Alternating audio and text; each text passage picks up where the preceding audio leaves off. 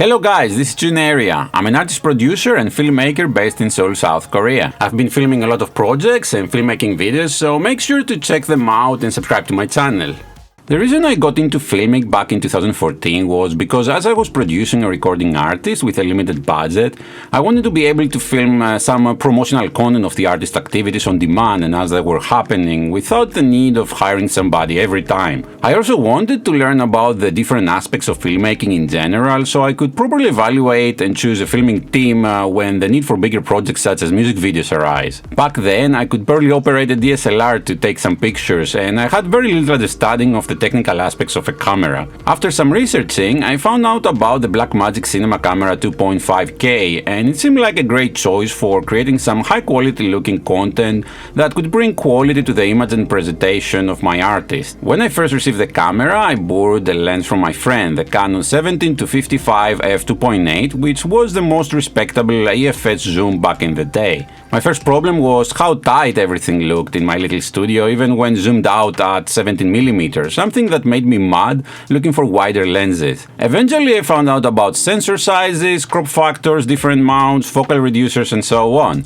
Understanding how all these relate to each other and how they affect your image is a very important step towards getting better images, so I recommend checking out my extensive take on those topics. My second problem though was how dreadful and noisy the footage looked. You see, one of the main reasons I got the Blackmagic Cinema camera was the raw recording capabilities. I started learning DaVinci Resolve at the same time. My trip from those first noisy tests towards the land of perfectly clean and professional looking footage includes moments of frustration and realizations which sound a lot like what I'm reading from many people in the groups and forums when they express their complaints about the low-light capabilities of a camera. Something that became apparent was that the footage was only noisy in my studio or during nighttime outdoors. I didn't seem to have any problems at all when shooting in daytime and I was getting a clean and beautiful image with wonderful colors expected from the Blackmagic camera. I wasn't active at all back then in groups and forums and I just tried to figure out what's going on in my own and of course by watching countless YouTube videos. I've watched a large number of videos with people talking about the exposure triangle and I quickly realized there was just not enough light for the camera. A Nikon DSLR I had though seemed to do just a little better producing cleaner footage, but the detail and color was nothing like Blackmagic's. After experimenting and researching a bit, this led me to my first wow moment and realization. Exposing properly is one of the most important parts for a clean and professional image. You can easily measure what your camera sensor is receiving with some nice tools like the histogram and false color. Another common tool of course is a light meter. Professionals use it not just to measure the overall brightness of a scene, but carefully design different layers of a scene by giving them different brightness values using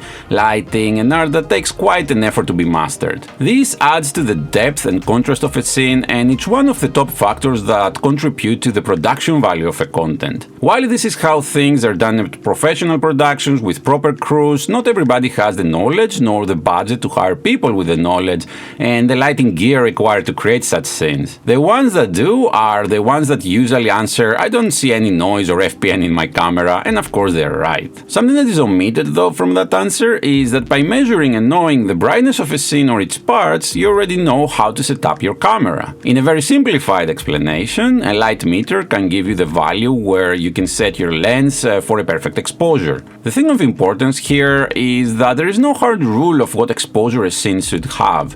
In other words, the same scene can be darker or brighter. An actor's face in a dark alley might have very low brightness, and the same actor's face under sunshine could have much higher. The decision for that is up to the content's mood and style. This is a very important observation which is fundamental for getting perfectly exposed images. I will be using my Ursa Mini Pro 4.6K G2 demo slow gum as an example here. The model, Bonnie, is holding a burning flower in a dark scene. This same scene could be exposed at many different levels. For example, it could be exposed for the fire or it could be exposed for Bonnie. These different exposures will result into quite different images. If the exposure is set for the fire, the full detail of the fire will be captured and the rest of the image will be almost completely dark. There is absolutely nothing wrong with that. In fact, this is actually a very low light scene. It's pitch dark and all that there is the burning flower that doesn't really illuminate much. Bonnie can be barely seen and the background is almost completely dark. Since the camera was exposed for the fire, the darkness in the background is rendered as dark. In the second case, I'm exposing a bit higher by opening the the aperture of the lens. This time, the illumination of the fire on Bonnie becomes more apparent and a bit more of the background starts to become visible. Again, there is no great amount of noise to be seen anywhere. What is the magic here and why there is neither noise or FPN? These are definitely low light scenes. Maybe this is a low light camera after all? The answer is very simple. In both of those cases, the information was captured at the right levels of exposure, all at the native ISO.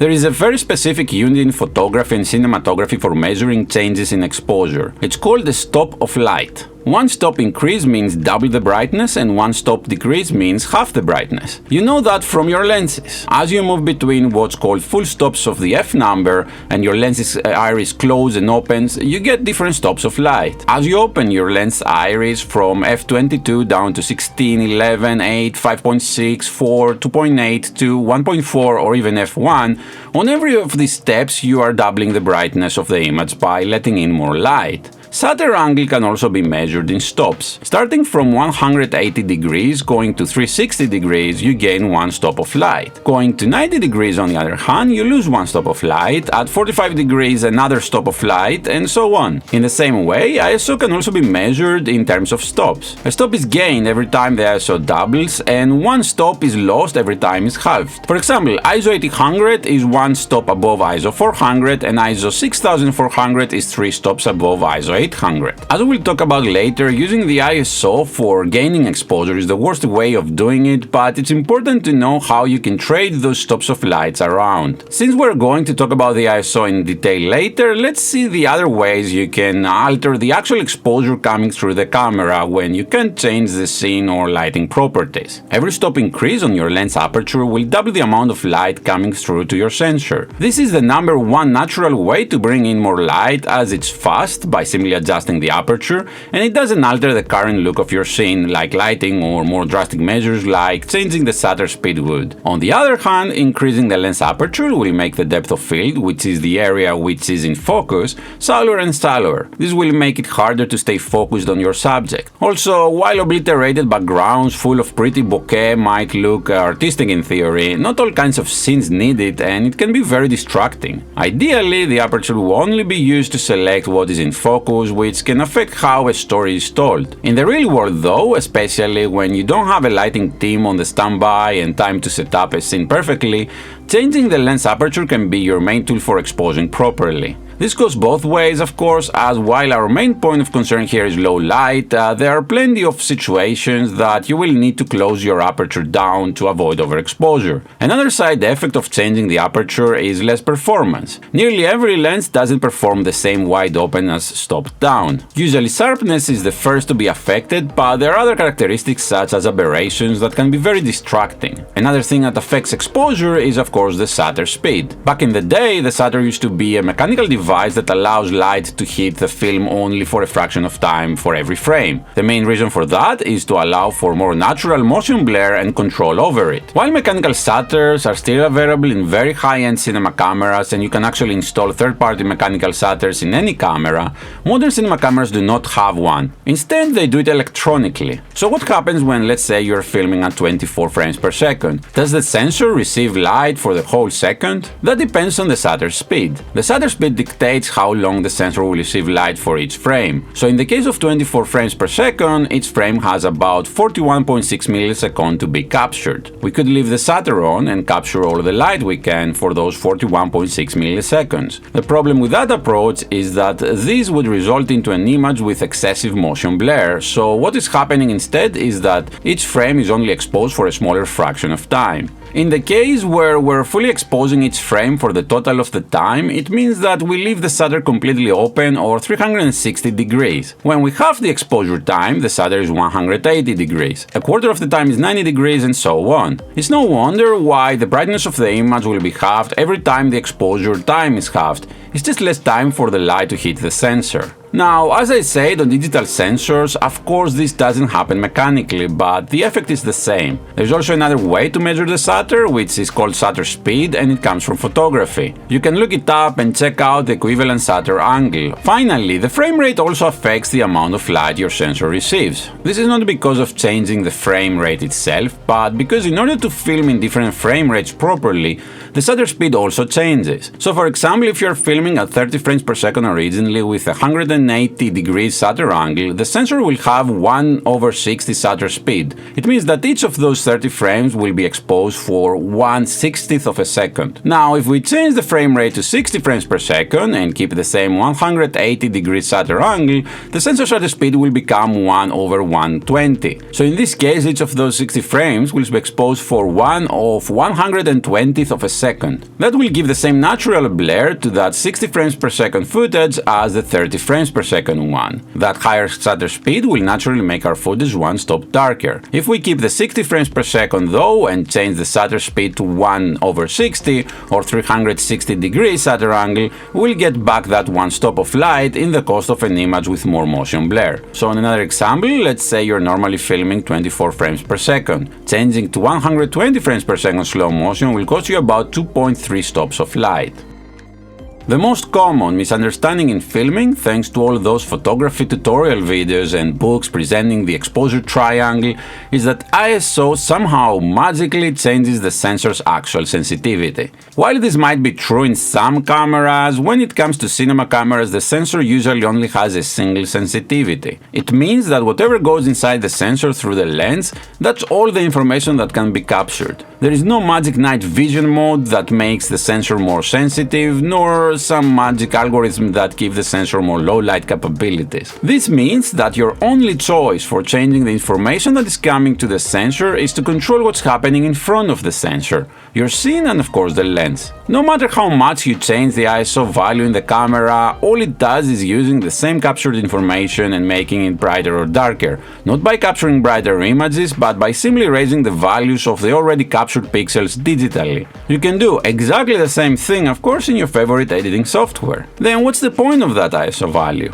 Since the original sensitivity of the sensor is just a single level, should you always film at that level, and what are the other ISO values for? What is that original sensitivity to begin with? Companies simplify things a lot by giving us a value of what is called native ISO. The native ISO is just the ISO value that the company determined the camera looks best, and it's mostly recommended for shooting. The native ISO is by no means the camera set at its original sensitivity. Again, the ISO won't change the sensitivity anyways. When filming in RAW, the ISO value is merely metadata. You can go to Resolve and choose the ISO of your footage as you like. What the software does is applying an exposure curve and assigns the already captured data to different values. The thing to notice here is already captured data. That data is what the sensor captured and would have captured regardless of your ISO setting in camera. Always talking about RAW, there is absolutely no difference in doing this in camera or in Resolve. Altering the ISO also doesn't change any other characteristic. Dynamic range, noise performance and so on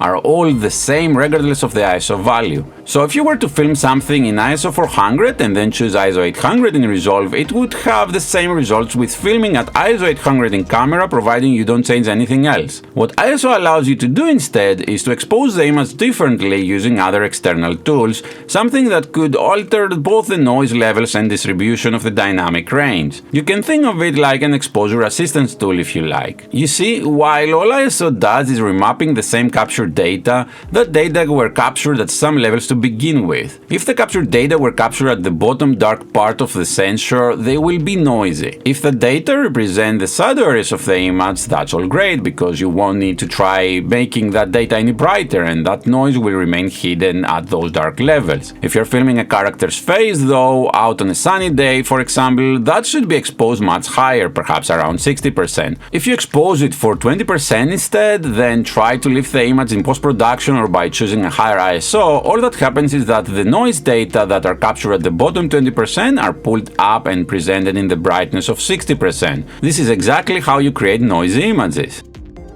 There might be some instances where you want to deliberately overexpose or underexpose an image. The reason for underexposing is pretty straight. It's when you can't fit the highlight information into the sensor because the dynamic range of the scene is too high. You might have some very bright clouds, for example, or filming directly towards the sun or a very bright source, and you would like to retain as much detail as possible. So what you can do in that case is to close down the iris of the lens a bit or turn down the brightness of the light if you have access to it till you're happy with the image. There are several tools to assist you in knowing if some information is clipped, like the ZBrush or false color. At the same time, you might have another subject in the image that as you close down the iris they become darker. While trying to preserve the highlight information, you also push the subject's information lower and lower into darkness. While this dark information can be brought back in post-production, depending on the degree that information might be noisy or completely gone.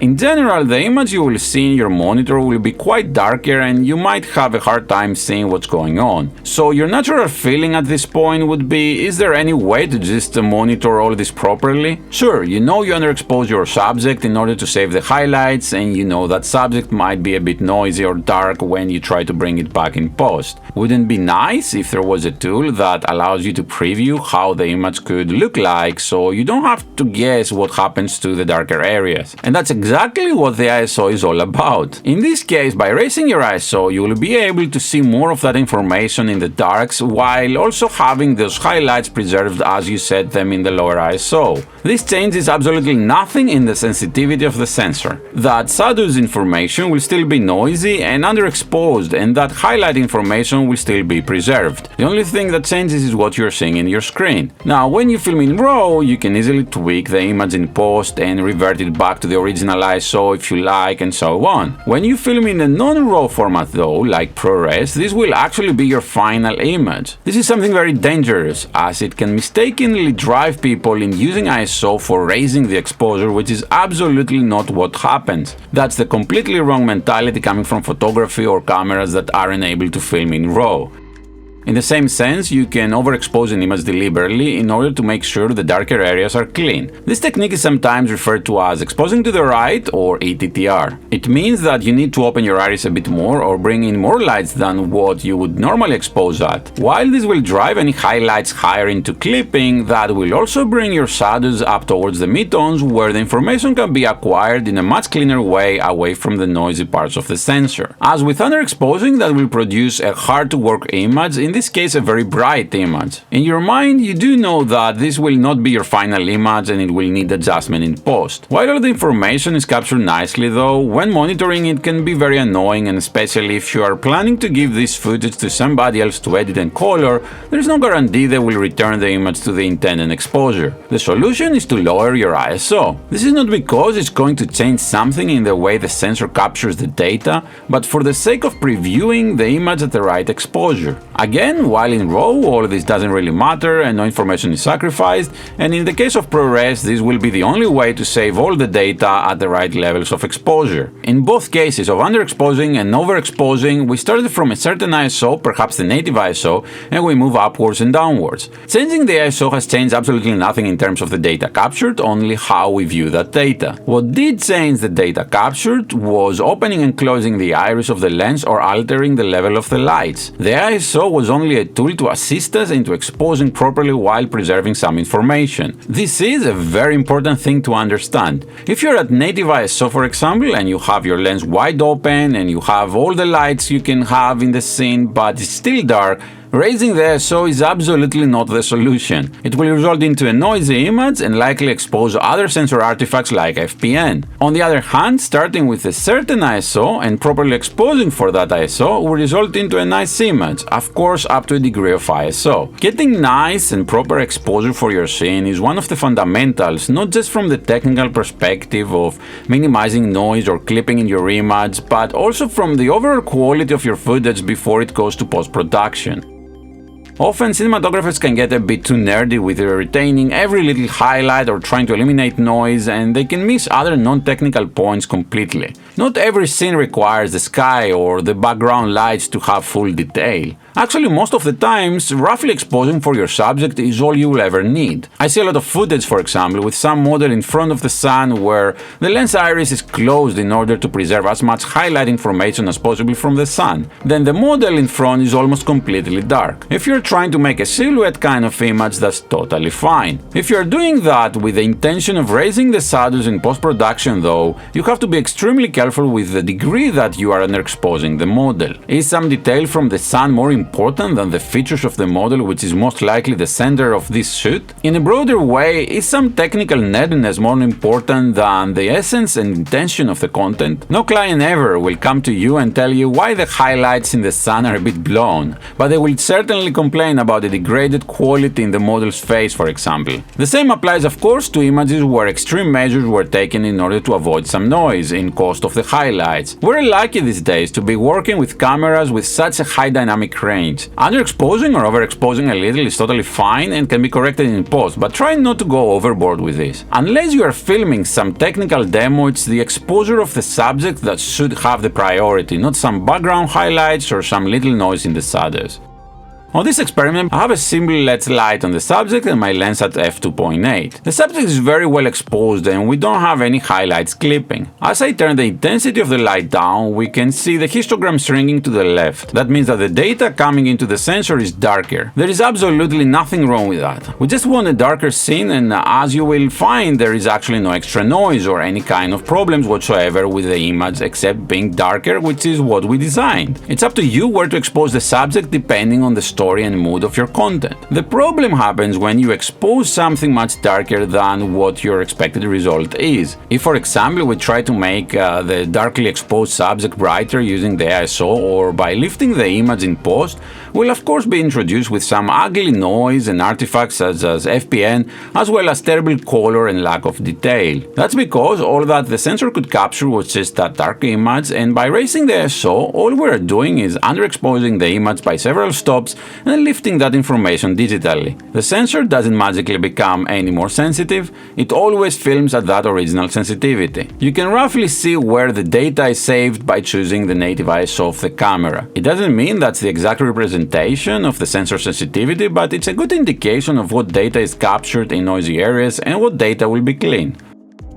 Some cameras, like the Pocket 4K, come with what is called the dual ISO. Everything we talked about ISO applies here as well, with one important exception. In this case, the camera does have an internal analog circuit that switches at some point as we change the ISO. In the case of the Pocket 4K, this is between ISO 1000 and ISO 1250. This creates two different ranges, ISO 100 to ISO 1000, where we are using the first circuit, and ISO 1250 and above, where we're using the second circuit. This means that the camera sensor actually has two different sensitivities, and changing the ISO between those two ranges does indeed result into different data captured by the sensor. It's like having two completely different sensors. So in this case, the ISO does become a tool for raising the actual exposure, but this only happens once, when we switch from the one range to the other, and not for every single ISO value, of course. The only catch is that when we switch to the higher ISO range, we lose about one stop of dynamic range. Now, that might sound as something quite bad, but the dynamic range of the camera is very high anyways to begin with, and high dynamic range scenes in general are usually those daylight scenes that you will probably be using the low ISO range anyways. So once you switch between those two ranges, even when filming in RAW, you will notice that Resolve only allows you to set the ISO between those ranges, either ISO 100 to ISO 1000 for content filmed between those ISOs, and ISO 1250 to ISO 6400 for content filmed between that range. Again, the original data is exactly the same, and switching between different ISO values will merely display the data. For the sake of accuracy, I also want to say here that from ISO 8000 and above, the camera also applies some additional analog gain on each step, so you won't be able to change the ISO in post for any of those steps. I personally do not recommend to push the camera that far unless you really have to, and in that case you will have to apply some severe denoising to get any kind of clean image. I hope this was helpful and you now have a better understanding on how to film great and clean images that take advantage of your camera sensor capabilities. If you're still having problems with noise and FPN, make sure to check out my take on those topics. Thank you for watching and see you next time.